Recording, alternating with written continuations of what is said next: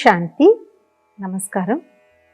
ETV life ఆధ్యాత్మిక channel మానస కార్యక్రమానికి స్వాగతం. ఇప్పుడు అక్కడ చూసినా కూడా వెయిట్ లాస్ గురించి చాలా అడ్వర్టైజ్మెంట్ చేస్తూ ఉన్నారు. కేవలం జిమ్లోనూ యోగా సెంటర్సే కాదు, అలోపతి, నేచురోపతి, హోమియోపతి, ఆక్యుప్రెషర్, కేవలం జిమ్ ఆర్ యోగా సెంటర్సే కాదు, హాస్పిటల్స్, అవి అలోపతి అవ్వచ్చు, నేచురోపతి, హోమియోపతి, ఆయుర్వేదం, ఇలా కాకుండా ఇంకా చాలా గృహ చిట్కాలు, వీటన్నిటితోనూ ఎలాగోలాగా బరువు తగ్గాలి అని చెప్పి ప్రయత్నం చేస్తూ ఉంటాం మనం. యాక్చువల్గా ఏం చెప్తారు అంటే, మనం ఉన్న బరువు కన్నా 10% నుంచి 15% కానీ బరువు తగ్గినట్లయితే చాలా లైఫ్ స్టైల్ బేస్డ్ డిసీజెస్, ఏవైతే జీవనశైలి ఆధారితమైనటువంటి అనారోగ్యాలు ఉన్నాయో, లైక్ డయాబెటీస్, బీపీ, కొలెస్ట్రాల్, కీళ్ళ నొప్పులు, వీటి నుంచి విముక్తి పొందొచ్చు అని కూడా తెలియచేయటం జరిగింది. అందుకని చాలామంది కేవలం సౌందర్యపరంగానే కాదు, అనారోగ్యాల నుంచి ముక్తి పొంది ఆరోగ్యవంతమైన జీవితం గడపడానికి కూడా బరువు తగ్గడం చాలా ముఖ్యము అని చెప్తూ ఉంటారు.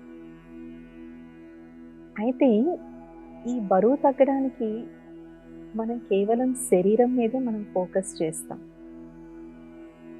కానీ స్పిరిచువల్గా కూడా వెయిట్ లాస్ అనేటువంటిది మనం అవ్వాలి. స్పిరిచువల్ వెయిట్ లాస్ వినడానికి కూడా చాలా వింతగా ఉంది. ఆధ్యాత్మిక మార్గంలో నడిస్తే చాలా తేలిగ్గా అయిపోతాం కదా సిస్టర్, మరి ఆధ్యాత్మిక మార్గంలో నడుస్తూ కూడా బరువు ఎందుకు ఉంటుంది? అసలు అదేంటి, స్పిరిచువల్ వెయిట్ అంటే ఏంటి అనేది మనం ఇవాళ తెలుసుకుందాము.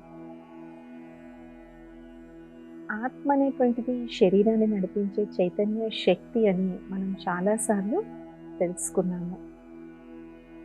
ఆత్మలో మనస్సు, బుద్ధి, సంస్కారము అనేటువంటి 3 సూక్ష్మేంద్రియాలు ఉన్నాయి.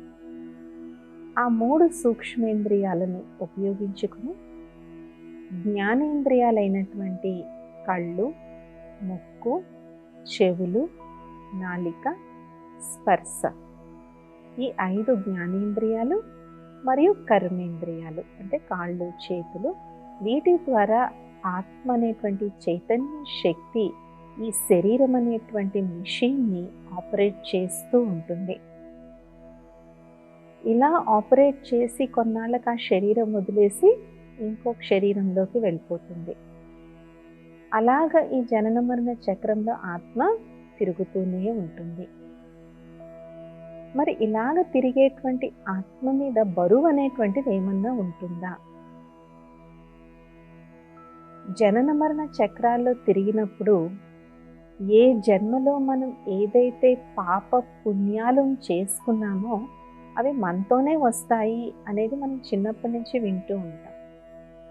మనతో డబ్బు రాదు, పదవి రాదు, హోదా రాదు, కార్లు రావు, బంగ్లాలు రావు. ఆఖరికి మనం ఎంతో ప్రేమించేటువంటి తల్లి, తండ్రి, లేదంటే భార్య, లేదంటే భర్త, లేదంటే పిల్లలు, వీళ్ళెవరూ కూడా మనతో రారు. మనం చేసుకున్నటువంటి పాపపుణ్యాలే మనతో వస్తాయి అనేటువంటిది మన సనాతన ధర్మంలో మనకి నరాల్లో నాటుకుపోయిన విషయం. మరి ఎవరితో వెళ్తాయి? దేహంతో వెళ్తాయా? దేహాన్ని అయితే మనం ఇక్కడే ఐదర్ కాల్చివేస్తాము, లేదంటే పూడ్చివేస్తాము. అలాగే ఆత్మ ఇంకొక తల్లి గర్భంలోకి ప్రవేశించగానే ఒక నూతన శరీరాన్ని మళ్ళీ ఒక చిన్న బిడ్డగా జన్మ తీసుకుంటుంది. కాబట్టి ఆత్మని అనేక జన్మాలుగా అది చేసుకున్నటువంటి పాప పుణ్యాల యొక్క ఏదైతే నెట్ రిజల్ట్ ఉందో దాన్ని తీసుకుని వెళ్తుంది. దీని ఆధారంగానే ఆత్మకు జన్మలు అనేటువంటివి లభిస్తాయి. ఎలాంటి కుటుంబంలో జన్మ తీసుకోవాలి, ఎలాంటి తల్లిదండ్రి వద్ద జన్మ తీసుకోవాలి, ఏ దేశంలో, ఏ పరిస్థితుల్లో, ఎక్కడ ఎలా జన్మ తీసుకోవాలనేటువంటిది ఆత్మ తను చేసుకున్నటువంటి పాప పుణ్యాల ఫలితం అనుసారంగానే జన్మ తీసుకుంటుంది. అందుకనే ఈ కాలంలో కూడా చాలామంది మంచి సోల్ మా ఇంటికి రావాలి అని చెప్పేసి చూడండి, ఒకప్పుడు గర్భిణీ స్త్రీలని దేవి భాగవతము ఇలాంటి మంచి మంచి పురాణాలని, మన ఇతిహాసంలో ఉన్నటువంటి మహాభారత రామాయణ గ్రంథాలను చదవమని ఎక్కువగా ప్రోత్సహిస్తూ ఉండేవారు. మాతృమూర్తి కాబోతున్నటువంటి ఆ స్త్రీమూర్తి ఎంతెంత ఆధ్యాత్మిక చింతనలో ఉన్నట్లయితే ఆ పుట్టబోయేటువంటి బిడ్డ కూడా అంత మంచి డివైన్ సోల్కి ఆమె జన్మనిస్తుంది అనేసి ఈ ఆచార వ్యవహారాలను పెట్టడం జరిగింది. ఇప్పటికీ కూడా చూడండి, డాక్టర్స్ ప్రెగ్నెంట్ విమెన్కి ఏమని చెప్తారు, మీరు చాలా పాజిటివ్గా ఉండాలి, మెడిటేషన్ చేసుకోవాలి, భలే హార్డ్ కోర్ ఎక్సర్సైజ్ చేయలేకపోవచ్చు కానీ రోజు కాసేపన్న ధ్యానం చేసుకోండి, కామ్గా ఉండండి, స్ట్రెస్ ఉండకూడదు అని చెప్తారు. ఇది శరీరానికి ఆరోగ్యపరంగా చెప్పొచ్చు, కానీ దీని యొక్క ప్రభావం ఆ ఫీటస్ మీద కూడా పడుతుంది, అంటే ఆ పిండం మీద కూడా పడుతుంది అన్నమాట. కాబట్టి ఆత్మ తను చేసుకున్నటువంటి పాప పుణ్యాల యొక్క బరువుతోనే అది కొత్త జన్మలోకి వస్తుంది. అది ఆల్రెడీ ఒక వెయిట్ ఉందని అనుకుందాం. ఇప్పుడు ఇక్కడికి వచ్చిన తర్వాత ఈ జన్మలో మనం చేసుకునే దాని ఫలితం కూడా లభిస్తుంది. ఒకసారి ఒక సభలో ఒక వ్యక్తి ప్రశ్నించడం జరిగిందనమాట. సిస్టర్, మాకు తెలిసిన ఒక వ్యక్తి ఉన్నారు, ఆయన ఎంతో అవినీతి పరుడు, ఎన్నో చెడ్డ పనులు చేస్తూ ఉంటాడు, కానీ మంచి విలాసవంతమైన జీవితాన్ని గడుపుతున్నాడు, మంచి భోగ భాగ్యాల్లో ఉన్నాడు, అతని పిల్లలు కూడా మంచిగా సెటిల్ అయ్యారు. మరి కర్మ ఫిలాసఫీయే కానీ ఉన్నట్లయితే ఆ వ్యక్తి అంత అవినీతి పరుడైనా సరే అంత సుఖ సంతోషాలను ఎలా అనుభవిస్తున్నాడు అని. ఇప్పుడు ఉదాహరణకి ఒక వ్యక్తి లాటరీ గెలిచాడు అనుకోండి, లాటరీలో ₹1,00,00,000 వచ్చాయి. వాస్తవంగా అతను పేదవాడు, కానీ ఆ లాటరీ కలిసి రావడంతో ఇవాళ అతని దగ్గర ₹1,00,00,000 వచ్చాయి. ఆ ₹1,00,00,000 ఆ లాటరీ వల్ల వచ్చాయి, కానీ ఆ వ్యక్తి యొక్క శక్తి సామర్థ్యాల వల్ల అతను సంపాదించుకోలేదు. శక్తి సామర్థ్యాల వల్ల సంపాదించుకున్నది శాశ్వతంగా ఉంటుంది.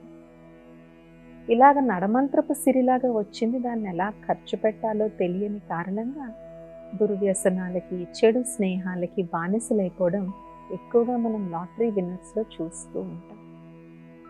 అదేవిధంగా ఈ వ్యక్తి కూడా క్రితం జన్మల్లో చేసుకున్నటువంటి పుణ్యం యొక్క ఫలాన్ని ఇప్పుడు తింటున్నారు. కానీ ఈ జన్మలో ఏదైతే అవినీతికి, దురాక్రమాలకి పాల్పడుతున్నారో దాని ప్రభావం వచ్చే జన్మల్లో మనం తప్పకుండా చూస్తాం.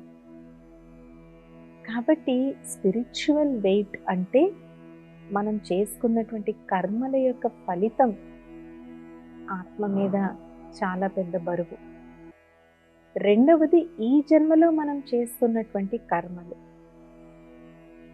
కర్మ అంటే కేవలం కాళ్ళు చేతులతో చేసేది కాదు అని మనం చాలాసార్లు మానస కార్యక్రమంలో తెలుసుకున్నాం. చూడండి, ఒక్కోసారి అంటాము, అబ్బాయి మన తల చాలా బరువు ఎక్కేసింది, చాయ్ తాగాలి, కాఫీ తాగాలి అని స్ట్రాంగ్ టీ, స్ట్రాంగ్ కాఫీ తాగుతాం మనం. కాబట్టి కేవలం శరీరంతో అంటే కాళ్ళు చేతులతో చేసేదే కర్మ కాదు, మనస వాచ కర్మణ త్రికరణ శుద్ధిగా ఈ మూడిటి ద్వారా మనం ఏవైతే సంకల్పాలు చేయొచ్చు, మాటలు మాట్లాడచ్చు, కర్మలు చేయొచ్చు, ఈ మూడు కూడా కర్మ ఫలితంలోకి వస్తాయి. ఏ వ్యక్తి అయితే ఎక్కువగా వ్యర్థ చింతన, వికారీ చింతన, పరచింతన అనేటువంటి ఈ మూడు దుర్వ్యసనాలకి లోనవుతాడో ఆ వ్యక్తి చాలా బరువైపోతాడు. వ్యర్థ చింతన అంటే ఏంటి? గతించిన దాన్ని పదే పదే తలుచుకోవడం, గతంలో ఎవరో అన్యాయం చేస్తే వాళ్ళని ఇప్పటికీ నిందించుకోవడం, గతంలో మనం చేసినటువంటి పొరపాట్లని పదే పదే తలుచుకుని పశ్చాత్తాపడడం, బాధపడడం, లేదా అతిగా భవిష్యత్తు యొక్క చింతన, భవిష్యత్తు యొక్క వర్రి, భవిష్యత్తు యొక్క ఆందోళనలో ఉండడం,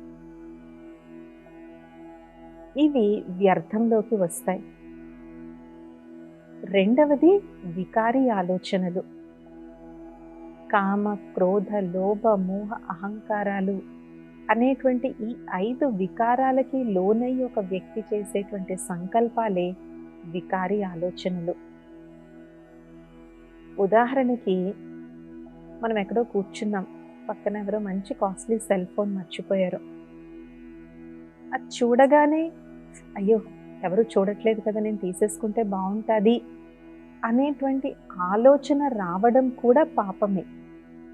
భలే మనం అది తీసుకోకపోవచ్చు, ఆ వ్యక్తికి మనం తీసుకెళ్ళి అప్పచెప్పి కూడా ఉండుండొచ్చు. కానీ ఫస్ట్ చూడగానే ఏదైతే ఆలోచన వస్తుందో అది ఆల్రెడీ దాని యొక్క అకౌంట్ క్రియేట్ అయిపోతుంది. చూడండి, ఇప్పుడు యూపీఐ యాప్స్ వచ్చిన తర్వాత రూపాయి 2 రూపాయలు కూడా మనం ట్రాన్స్ఫర్ చేయగలుగుతున్నాం, రైట్? రూపాయి అయినా 2 రూపాయలైనా కూడా ఇప్పుడు అందరూ యూపీఐ. 5 రూపాయలు కరివేపాకు కొన్నా కూడా యూపీఐ చేసేయండి అమ్మా, చిల్లర లేదు అని అంటున్నారు. అవునా కాదా? అలాగా మనం చేసేటువంటి వికారీ సంకల్పాలు చిన్నవైనా పెద్దవైనా దానికి సంబంధించిన అకౌంట్ తప్పకుండా తయారైపోతుంది. నెక్స్ట్, వాచా ద్వారా మనం ఇప్పటి వరకు వికారీ చింతనలు, వ్యర్థ చింతనల గురించి తెలుసుకున్నాం. తర్వాతది పరచింతన. పరచింతన వ్యర్థానికి చాలా కారణం. పరచింతన అంటే అసూయ, ఓర్వలేనితనం, ద్వేషం, కంపారిజన్, పోల్చుకోవడం. ఇలాగా మనకి పక్క వాళ్ళని చూస్తే కలిగేటువంటి భావనలనే మనం పరచింతన అని అంటాం. వాళ్ళు మనకి చాలా ఆప్తమిత్రులే అయి ఉండొచ్చు, కానీ వాళ్ళు ఏదన్నా ఒక సాధించారు అంటే ఒక్కొక్కసారి మనసు చివుక్కుమంటుంది.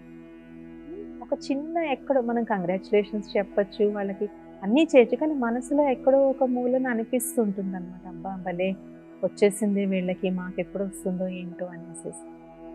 సో అలాగంటే పరచింతన అంటే పరుల యొక్క చింతన ఏదైతే మనం చేస్తామో అది పరుల చింతన. అంటే శుభకారి మంగళకారి చింతన కాదు, అశుభమైన చింతన ఏదైతే చేస్తామో దాన్ని కూడా మనం వ్యర్థంలోకే మనం జమ కడతామన్నమాట. సో ఈ 3 రకాల వ్యర్థాలు ఆత్మకు జంక్ ఫుడ్ లాంటివి. బాడీకి వెయిట్ ఎందుకు పెరుగుతుంది? ముఖ్యంగా చూసినట్లయితే 10 సంవత్సరాల వయసు నుంచే వెయిట్ పెరిగిపోతున్నారు. ఎందుకు? ఒకప్పుడు కూడా రోడ్డు సైడ్ తిండి తినేవారు, కానీ అవి ఏం తినేవారు? పునుగులు, బజ్జీలు, లేదంటే వడలు, పచ్చనపప్పు వడలు, మసాలా వడలు అని. అవి ఆ బడ్డీ వ్యక్తి ఆ రోజు ఫ్రెష్గా రుబ్బి పిండి తెస్తాడు, ఫ్రెష్గా వేస్తారు, వేడివేడిగా మనం తింటాం. అందులో ఉప్పులు, కారాలు అన్నీ సమపాలంగా ఉంటాయి. అందులో ప్రిజర్వేటివ్స్ ఇలాంటివి యాడ్ చేసేవారు కాదు. కానీ ఇప్పుడు పిల్లలు ఏం తింటున్నారు? అంతా ప్యాకేజ్ ఫుడ్డే కదా. అది 6 నెలలు 12 నెలలు కూడా అది పాడైపోకుండా ఉండడానికి అందులో ఎన్నో రకాల కెమికల్స్ యాడ్ చేస్తూ ఉంటారు. ఇంకోటి, ఉప్పు శాతం చాలా ఎక్కువ ఉంటుంది. మనం ఇంట్లో పెట్టుకునే ఆవకాయకి, రోడ్డు మీద కొని తెచ్చుకునే ఆవకాయకి ఉప్పులో తేడా ఉంటుందా లేదా? మనం ఇంట్లో ఆవకాయ పెట్టుకుంటే నూనె ఎక్కువ వేసుకుంటాం కాబట్టి ఉప్పు సరిపడంగా వేసుకుంటాం. అదే మనం బయట కొంటే వాళ్ళంతా నూనె వెయ్యరు కాబట్టి అది నిలవ ఉండడానికి దాంట్లో బాగా ఉప్పు కలిపేస్తారు. కాబట్టి ఉప్పు శాతం కూడా ఈ బయట కొన్న పదార్థాల్లో చాలా ఎక్కువ ఉంటుంది. ఇలాంటివన్నీ తినడం వల్ల పిల్లలలో స్థూలకాయం ఇప్పుడు వస్తుంది. ఒక్కోసారి చూస్తూ ఉంటాం, తల్లి తండ్రి ఇద్దరు నాజుగ్గానే ఉంటారు, కానీ పిల్లలు మాత్రం చాలా స్థూలకాయంగా కనిపిస్తూ ఉంటారు. అఫ్కోర్స్ వాళ్ళకి ఏదైనా అనారోగ్యం ఉండుంటే అది వేరే విషయము. బట్ జనరల్గా ఇప్పుడు శాస్త్రవేత్తలు చెప్తుంది ఏంటంటే, పిల్లలు ఏదైతే ప్యాకెట్లు ఓపెన్ చేసుకుని తింటున్నారో అవి చాలా ప్రమాదకరమైనవి. ఏ విధంగా ఆ జంక్ ఫుడ్ తినడం వల్ల శరీరానికి బరువు పెరుగుతుందో, అలాగే వ్యర్థ సంకల్పాలు అనేటువంటి జంక్ ఫుడ్ వల్ల మనసు బరువు పెరిగిపోతుంది, మనసు భారంగా తయారవుతుంది. అలాగే బరువు పెరగడానికి ఇంకొక కారణం ఏంటి? Excess alcohol, right?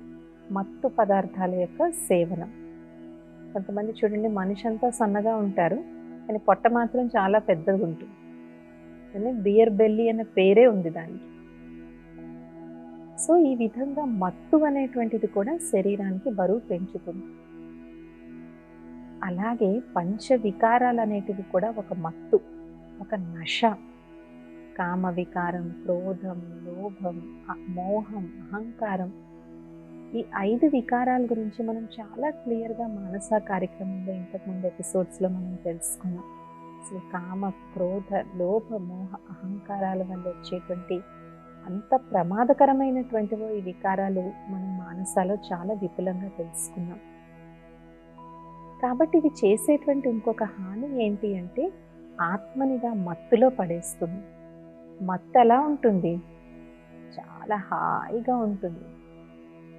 కాబట్టి ఆ మత్తులో ఉన్నంత వరకు తెలీదు, వాటి అపకారం తెలీదు.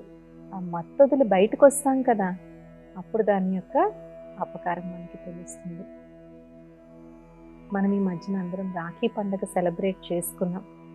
ఆ రక్షాబంధన కార్యక్రమంలో భాగంగా కూకట్పల్లిలో ఉన్నటువంటి జువెనైల్ జైలుకి వెళ్ళడం జరిగింది. అంటే బాల నేరస్తులు ఉండేటువంటి కారాగారం, జైలుకి వెళ్ళడం జరిగింది. అక్కడ పిల్లలందరూ ఎంత సౌమ్యంగా, ఎంత ఇన్నోసెంట్గా, ఎంత స్వీట్గా ఉన్నారో వాళ్ళ పిల్లలు. కానీ అందులో ఒక అబ్బాయి హత్య చేశాడు. చిన్న వయసు, 15 సంవత్సరాల వయసు పిల్లోడికి, లైక్ 13 to 15 మధ్యలో ఉంటాయి. అబ్బాయి చెప్పాడనమాట, సిస్టర్ నేను కావాలని హత్య చేయలేదు సిస్టర్, మా నాన్నని పక్కింటి అతను కొడుతూ ఉంటే నేను రాయేసి కొట్టాను సిస్టర్, అది అతను తలకి తగిలి చనిపోయాడు అని చెప్పేసి. అంటే ఆవేశం, ఉక్రోషం, కోపం, క్రోధం, ఆ నశ అనేటువంటిది, ఆ మత్తు అనేటువంటిది ఏమవుతుంది అంటే ఆ కొద్దిసేపటి వరకు అది చాలా ఇదిగా ఉంటుంది. లోభికి కూడా లంచాలు అందరూ ఇస్తూ ఉంటే, అబ్బాయి వాళ్ళు నేను మా ఆవిడకి 1 kg బంగారం కొంటాను, అబ్బాయి వాళ్ళ నా పిల్లలకి నేను ఫారెన్ టూర్ తీసుకెళ్తాను, ఇలా డబ్బులు తీసుకున్నప్పుడు చాలా బాగుంటుంది. కానీ పట్టుబడి ఏసీబీ వాళ్ళకి సంకెళ్ళేసినప్పుడు ఎలా ఉంటుంది? సో ఈ మత్తు చాలా భయంకరమైనటువంటి మత్తు. ఈ మత్తులో ఆత్మ ఉన్నంత వరకు అది బరువెక్కి ఉంటుందన్నమాట. అలాగే బరువు పెరగడానికి ఇంకొక మూల కారణం ఏంటి? వ్యాయామం లోపించడం, రైట్? ఊరికే తిని అలా పడుకుని ఉంటే వెయిట్ పెరిగిపోతాం. ఒకప్పుడంటే ఇళ్లల్లో పనులు చేసుకునేవారు కాబట్టి 3 పూట్ల చక్కగా తిన్నా కూడా ఆ పనుల వల్ల దాని యొక్క ప్రభావం ఉండేది కాదు. ఉదయం లేచిన దగ్గర నుంచి నీళ్లు మోసుకోవాలి, గదులు తుడుచుకోవాలి, వాకిలి చిమ్ముకోవాలి, వంట చేయాలి, కూరగాయలు కట్ చేసుకోవాలి. అలాగే మగవాళ్ళు అయితే ఎంత దూరమైనా నడిచే వెళ్ళాలి, లేదంటే సైకిల్ తొక్కుకుని వెళ్ళాలి, రైట్? ఒకప్పుడు నడకుండేది, లేదంటే సైకిల్ కదా. అలాగే ఇంట్లో బట్టలు తుక్కోవడం అని, బాసనలు తోముకోవడం అని, ఇలాగ చాలా ఫిజికల్ వర్క్ ఉండేటువంటిది అనమాట. ఒకప్పుడు ఇంకా లేకపోతే ఆర్టీసీ బస్ స్టాప్ దాకా నడవాలి, బస్సు దొరికిన తర్వాత బస్సులో చాలాసార్లు నిల్చుని వెళ్ళడమే, కూర్చుని వెళ్ళేటువంటి సిచ్యువేషన్ కూడా ఉండేది కాదు. నిల్చుని ఒక అరగంట, 3/4 గంట బస్సులో నిల్చుని మళ్ళీ బస్ స్టాప్లో దిగి మళ్ళీ మన ఆఫీస్కి వెళ్ళాలి. ఆఫీస్లో కూడా లిఫ్ట్లు ఉండేవి కాదు. 3వ అంతస్తు అయినా 5వ అంతస్తు అయినా మెట్లు ఎక్కే వెళ్ళాలి. సో మనకు తెలియకుండానే మనం చాలా ఫిజికల్ ఎక్సర్సైజ్ చేసేవాళ్ళమే. ఇప్పుడేమవుతుంది? అన్నిటికీ బటన్లు నొక్కితే అన్ని పనులు అయిపోతాయి. ఉద్యోగస్తులు కూడా ఇంటి గుమ్మం దగ్గర ఏసీ కార్ ఎక్కితే వేసుకున్న షర్టు, కట్టుకున్న చీర ఇంత పిసరు కూడా నలగకుండా మళ్ళీ అదే ఏ బిల్డింగ్ దగ్గర దిగాలో ఆ గుమ్మం దగ్గర దిగుతాం. దిగ్గానే లిఫ్ట్ ఎక్కేస్తాం, ఎక్కగానే ఏసీ రూమ్లో కూర్చుంటాం. సో బాడీకి ఎక్సర్సైజ్ ఎక్కడుంది? ఇది కాకుండా బయట తినడం కూడా చాలా ఎక్కువైంది, right? So lack of exercise వల్ల కూడా ఏ విధంగా స్థూలకాయం పెరుగుతుందో అలాగే మనసుకు కూడా మనం ఎక్సర్సైజ్ చెయ్యాలి. మనసుకు ఎక్సర్సైజ్ చెయ్యకపోయినా కూడా అది బరువు పెరిగిపోతుంది. బట్ మీరు అడగచ్చు, మనసుకి ఎలా ఎక్సర్సైజ్ చేస్తాం సిస్టర్ అని. అదే ధ్యానం, మెడిటేషన్. ఆధ్యాత్మికతలో మెడిటేషన్ అనేటువంటిది కేవలం ఒక సరదాగా నేర్చుకునేటువంటిదో, లేదంటే ఏదో ఆధ్యాత్మికతలో చాలా హై లెవెల్కి వెళ్ళిపోవాలనుకున్న వాళ్ళు నేర్చుకునేది మాత్రమే కాదు. ధ్యానం, మెడిటేషన్ అనేటువంటిది ఆధ్యాత్మికతలో మనసుకి, ఆత్మకి ఎక్సర్సైజ్.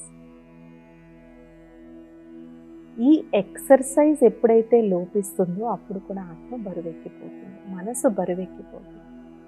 సో మనసుకి ఎక్సర్సైజ్ అంటే ఏ విధంగా మనం చేయాలి అంటే, కాసేపు మైండ్ని రిలాక్స్ చేసి, పాజ్ చేసి, దానికి పాజిటివ్ థాట్స్ అనేటువంటి మంచి ఆహారాన్ని పెట్టి, పౌష్టిక ఆహారం ఏంటి మనసుకి అంటే ఆధ్యాత్మికతలో శుభ భావనలు, శుభ కామనలు, శ్రేష్టమైన ఆలోచనలు, సమర్థమైన ఆలోచనలు. సో ప్రతి గంటకి ఒక్క 2 minutes అయినా సరే మనస్సుని స్థిరంగా చేసుకుని, దానికి సమర్థ సంకల్పాల యొక్క శ్రేష్ట భోజనం పెట్టి, నేను చాలా శాంత స్వరూపాన్ని, నేను ప్రేమ స్వరూపాన్ని, నేను పవిత్ర స్వరూపాన్ని, నేను ఆనంద స్వరూపాన్ని అని ఆత్మకున్నటువంటి 7 మౌలిక గుణాల యొక్క స్మృతిలో ఉంటూ, ఆ 7 మౌలిక గుణాల యొక్క అనుభూతిని చేస్తూ ఉన్నట్లయితే మైండ్కి ఎక్సర్సైజ్ అయిపోతుంది, రిలాక్స్ అయిపోతుంది. తర్వాత మళ్ళీ మన దైనందిన జీవితంలో ఉన్నటువంటి కార్య వ్యవహారాలు మనం చేసుకోవచ్చు. కాబట్టి ఏ విధంగా అయితే స్థూలంగా ఎక్సర్సైజ్ లేకపోతే స్థూలకాయం వస్తుందో, అలాగా ఆధ్యాత్మికంగా ధ్యానము అనేటువంటి ఎక్సర్సైజ్ లేకపోయినట్లయితే మనసు, ఆత్మ రెండు బరువెక్కిపోతాయి. అందుకే చూడండి, ఎవరన్నా బాగా చికాకులో ఉంటే వాళ్ళని ఏమంటారు, మీరు ప్లేస్ మారండి అని అంటారు కదా. ప్లేస్ మారడం వల్ల ఏంటి అనుకుంటారు, అక్కడ వైబ్రేషన్స్ అనేటువంటివి మారుతూ ఉంటాయి. ఆ కొత్త వైబ్రేషన్స్లో కొత్త ఎనర్జీ వచ్చిన కారణంగా మనసు ప్రశాంతంగా అవుతుంది. కానీ అలా ఎన్నిసార్లు మనం వెకేషన్కి వెళ్ళలేం కదా. కాబట్టి మనం ఎక్కడ ఉన్నామో అక్కడే మన ఆనందాన్ని మనం వెతుక్కోవాలి. అందుకే ఆధ్యాత్మికతలో ధ్యానానికి ఎందుకింత పెద్ద పీట వేశారంటే, ధ్యానం అనేటువంటిది సరిగ్గా కానీ మనం నేర్చుకున్నట్లయితే, మనం ఏ వృత్తి వ్యాపారాల్లో ఉన్నా, ఏ వయసు వారిమైనా, ఎక్కడ ఉంటున్నా, ఊరి గుడిసెలో ఉండండి, మార్బుల్ బిల్డింగ్లో ఉండండి, మార్బుల్ మహల్లో ఉండండి, ఏ క్షణంలో అయినా సరే మనం ధ్యానం అనేటువంటిది నేర్చుకోవచ్చు, చేయొచ్చు, పాటించవచ్చు. అలాగే స్థూలకాయం ఎక్కువ పెరగడానికి ఈ కాలంలో ఉన్నటువంటి అతి ప్రధానమైన కారణం ఇంకోటి ఏమొస్తుంది, నిద్ర లేకపోవడం. శరీరానికి కంపల్సరీగా 8 hours ఆఫ్ స్లీప్ ఉండాలి. వయసు బట్టి మారుతుంది, అన్ని వయసుల వాళ్ళకి 8 hours అవసరం లేదు. బట్ ఆన్ అన్ యావరేజ్ మనం చెప్పుకున్నట్లయితే 8 గంటల నిద్ర రావాలి. ఎందుకంటే నిద్ర సమయంలో బాడీ చాలా క్లెన్స్ అవుతుంది, అంటే క్లీన్ అవుతుంది బాడీ. కానీ మనం ఆ నిద్ర వేళలోనే అప్పుడే మనం మొబైల్ పట్టుకుంటాము, షార్ట్స్ చూస్తాము, రీల్స్ చూస్తాము, 2-3 గంటలు గడిపేస్తాం. వచ్చిన నిద్ర అంతా కూడా పుష్కాకి అయిపోతుంది. ఎప్పుడైతే మనకి నిద్ర సరిగ్గా ఉండదో బాడీ తాలూకా హార్మోన్ సిస్టమ్ బాగా దెబ్బతింటుంది. హార్మోన్ సిస్టమ్ ఎప్పుడైతే దెబ్బతింటుందో అఫ్కోర్స్ అన్ని రకాల వ్యాధులు వచ్చేస్తాయి. కాబట్టి స్థూలంగా నిద్ర లేకపోతే ఎలాగైతే బరువు పెరుగుతాయో, మరి ఆధ్యాత్మికంగా నిద్రపోవడం అంటే ఏంటి? అసలు ఆధ్యాత్మికత అంటే మేల్కోవడం కదా, జాగరూకం అవడం కదా. నిద్రపోవడం అంటే రాత్రి పడుకునే ముందు కాసేపు పరమాత్మని స్మృతిలో ఉండి, ఆ రోజు మనం ఏం చేసినా, మంచి చేసినా చెడు చేసినా, అన్ని సత్యమైన హృదయంతో ఆ వైద్యనాథుడికి, ఆ పరమేశ్వరుడికి మనం అప్పచెప్పేసి ఆయన ఒడిలో మనం హాయిగా నిద్రపోవాలి. ఈశ్వరుని వైద్యనాథుడు అని కూడా అంటారు కదా. అందరి వైద్యులకే ఆయన నాథుడు, సర్జన్లకే ఆయన సర్జన్. కాబట్టి బరువెక్కిన మనసుతో, చికాకు, టెన్షన్, వర్రీతో ఎప్పుడు నిద్రపోకూడదు. చికాకు, టెన్షన్, వర్రీతో కానీ నిద్రపోయినట్లయితే రాత్రిలో అది మల్టిప్లై అయిపోతుంది. సో ఆధ్యాత్మిక నిద్ర అంటే పడుకునే ముందు అన్నీ ఆయనకి అర్పించేయాలి. నేను మంచి చేశాను, అది నీదే. నేను చెడు చేశాను, అది కూడా నీదే. ఆ చెడును మళ్ళీ నేను చెయ్యకుండా నాకు శక్తిని భగవంతుడా నువ్వే నాకు ఇవ్వాలి, ఏ ఈశ్వరుడా నువ్వే నాకు ఇవ్వాలి,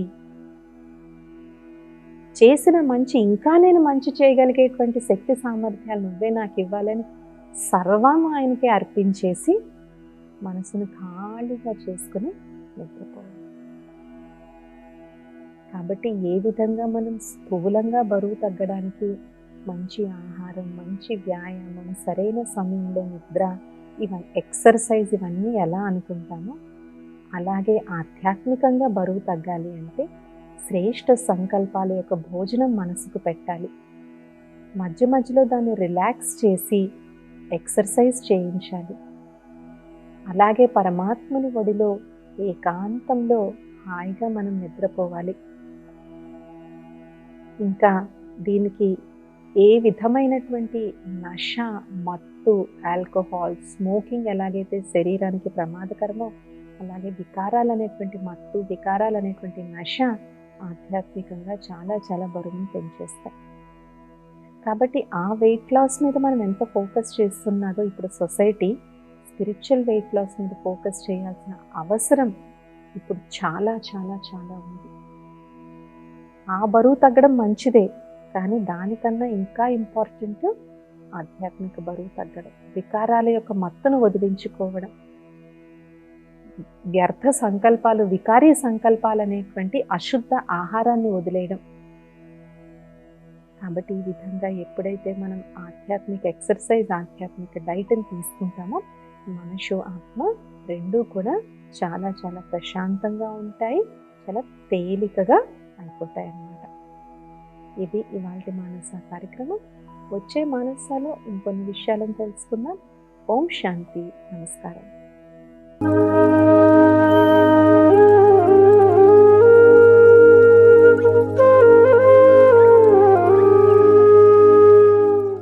ఈ కార్యక్రమాన్ని తిరిగి చూడాలనుకుంటే www.youtube.com/ETV Life Spiritual లో చూడవచ్చు.